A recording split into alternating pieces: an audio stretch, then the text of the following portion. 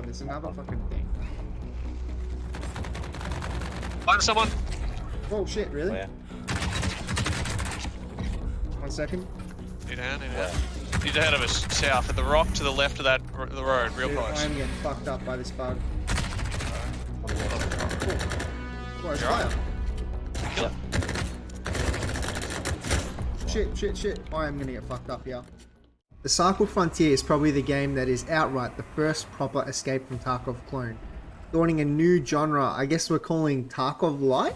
The same way there is roguelites and Souls-like games, this is a new chapter for the FPS genre. If you don't know what the Cycle Frontier is, it's a sci-fi, raid-based FPS survival game. It's a lot, I know. With both elements of PvE and PvP. It's aesthetically most similar to Apex Legends in my opinion. You're a prospector travelling between locations set on the planet Fortuna 3, risking your life against other prospectors and monsters to find valuable items to complete contracts for your handlers back on the space station. Where this majorly deviates from EFT is that the servers run for about 6 hours per map, where players can drop in and extract throughout the entire period of the server, making the maps pretty much always full.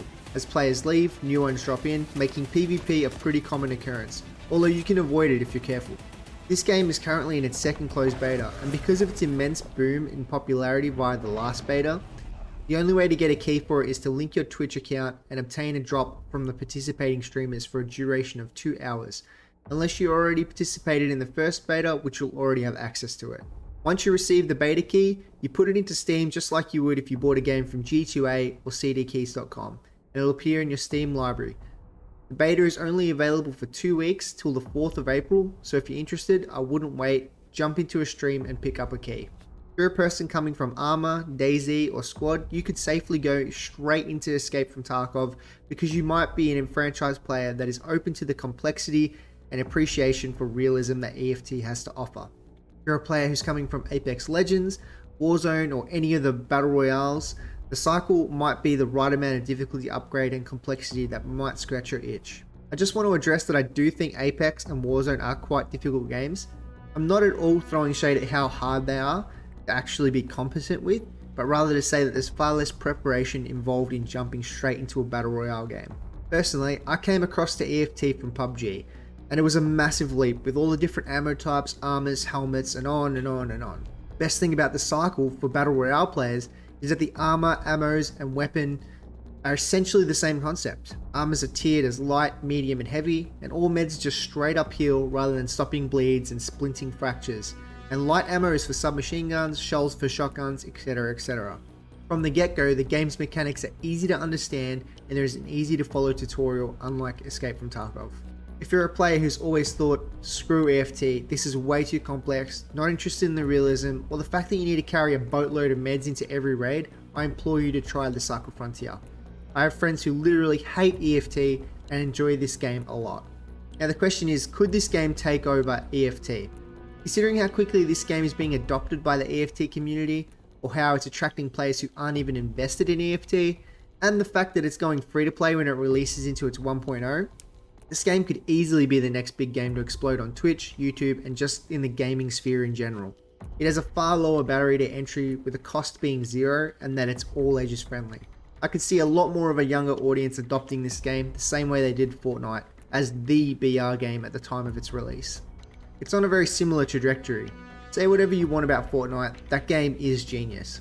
The cycle may not be for people in the tactical space like what I do prefer, but this game is a gateway drug to more tactical and complex games. To be clear, I think the two games, the cycle and EFT, can exist in their own space for the meantime. The cycle looks like it's going to have huge success, and people are hungry for more experiences in the same vein as EFT. If Call of Duty's Tarkov Lite mode is even as thoughtful and complex as the cycle, we could start to see the splitting of hairs of these types of games. Just how we've been seeing that with the BR games in the last few years. There are still a lot of players who play Tarkov that absolutely won't go for the aesthetic that the cycle has to offer, and vice versa. Some players will value the complexity or less complexity, and there'll definitely be a crossover between both parties, as we're seeing right now. So while this genre is still pretty fresh, it's going to see a massive uptick in players overall. One of the biggest contributing factors to the success of this style of game, and I mentioned it in my last video about Deadside, is that there is real progression in this format. Whether it's questing to finish a storyline or just upgrading your hideout to max, there's an addictive quality to these games that keeps us coming back for more. If you're a person that enjoys both PvP and PvE, there's a lot to enjoy about the cycle, and it will keep you on your toes. The threats are real because you are the character. Your gameplay dictates whether you get sent back to your stash to gear up again. Have you been checking out the cycle? Will you be checking it out now? Let me know in the comments below. Thanks for watching everyone, I'm Warchild. If you liked the video, leave a like, sub to help grow my channel, and I'll see you in the next one.